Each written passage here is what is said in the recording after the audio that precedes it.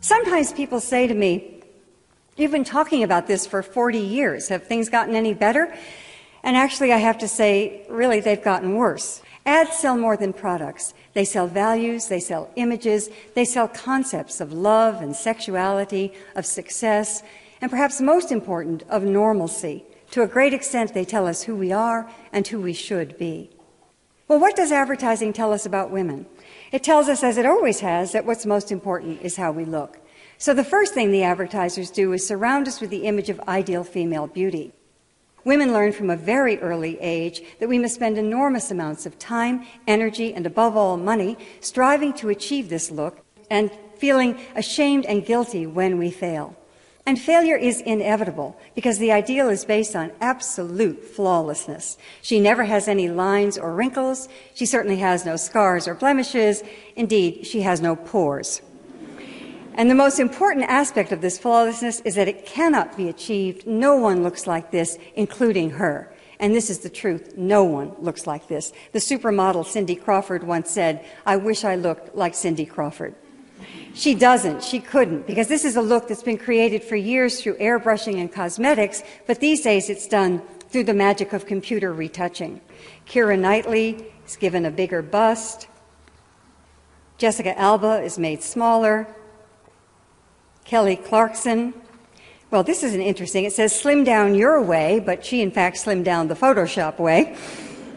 You almost never see a photograph of a woman considered beautiful that hasn't been Photoshopped.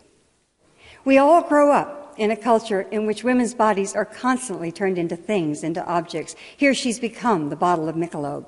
In this ad, she becomes part of a video game. And this is everywhere, in all kinds of advertising. Women's bodies turned into things, into objects.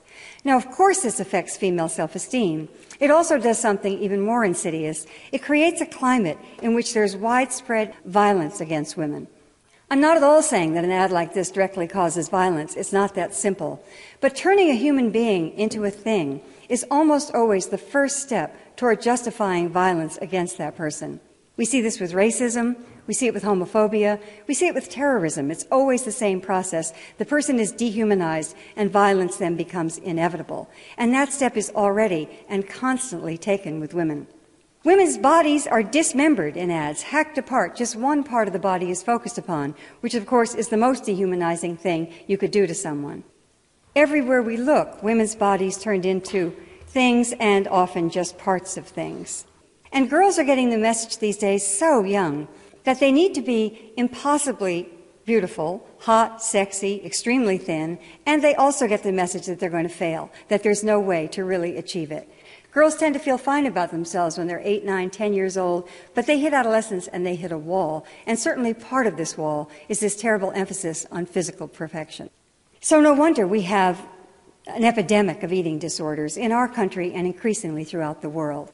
I've been talking about this for a very long time, and I keep thinking that the models can't get any thinner, but they do. They get thinner and thinner and thinner. This is Anna Carolina Reston, who died a year ago of anorexia, weighing 88 pounds, and at the time she was still modeling. So the models literally cannot get any thinner. So Photoshop is brought to the rescue. There are exceptions, however. Kate Winslet has been outspoken about her refusal to allow Hollywood to dictate her weight. When British GQ magazine published this photograph of Winslet, which was digitally enhanced to make her look dramatically thinner, she issued a statement that the alterations were made without her consent. And she said, "I don't look like that, and more importantly, I don't desire to look like that. I can tell you that they've reduced the size of my legs by about a third." Bless her heart. So what can we do about all of this? Well, the first step is to become aware, to pay attention, and to recognize that this affects all of us. These are public health problems that I'm talking about. The obsession with thinness is a public health problem. The tyranny of the ideal image of beauty, violence against women. These are all public health problems that affect us all. And public health problems can only be solved by changing the environment.